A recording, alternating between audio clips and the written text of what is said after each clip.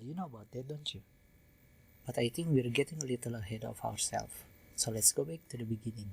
Not the very beginning, but the beginning of this topic, which is implicit differentiation and related rates. So far, all the forms of functions that we met has been an explicit forms. We can see a few examples of these explicit forms, while the implicit forms are the one in the bottom part of this slide. As the name suggests, the explicit forms explicitly tell us what the function is, while the implicit form we cannot see, or sometimes we cannot even write the rule for this function. In other words, in a few of these forms, we cannot write y as a function of x. The most important thing to remember when we derive these implicit forms is y is a function of x. So when we derive y, then it became dy dx or y prime. So we have x squared y plus y squared equals to x cubed. If you want to find dy dx, then we have to derive both sides. Remember to use the product rule to find the derivative of x squared times f. And also remember to use the chain rule to find the derivative of f squared. So we will have the last line in this slide. The next few steps are only a few algebraic manipulations. And so we will have the answer to this problem.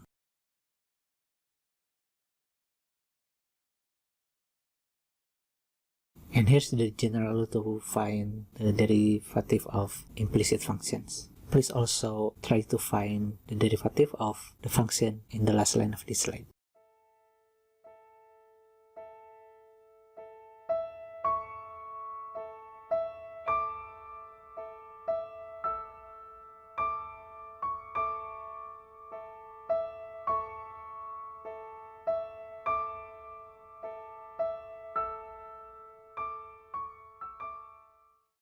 The first example is to find the slope of the tangent line of a circle. Because the circle equation is x squared plus y squared equals to 25, then we will have dy dx is minus x over y by using implicit differentiation. So the slope at 3, 4 is minus 3 over 4, and the slope at 3 minus 4 is 3 over 4.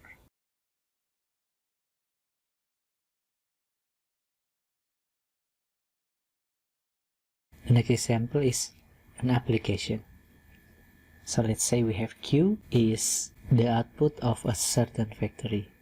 This Q depends on X and Y, where X is the number of hours of skilled labor and Y is the number of hours of unskilled labor. Let's say right now we have 30 hours of skilled labor and 20 hours of unskilled labor. We want to know if the skilled labor X is increased by 1 hour, what is the change to the unskilled labor Y, so that the output is the same as the current level. The current output is 80,000. If we want to maintain this output, if F is increased by 1 hour, then there must be a change in Y. So we will see this by finding the derivative of Y over X. We will have dy dx is like that one, and if X is 30 and y is 20, then the change in y is approximately minus 3.14 hours. This means that when x is increased by 1 hour, then y is decreased by 3.14 hours. The last example can also be seen as an example of this last topic, related rates. So if we have x and y related by an equation and can also be regarded as a function of a third variable t, then we can see that the derivative of x and y over t are related. That's why it is called related rates. The blue box provided you a procedure to solve these related rates problems.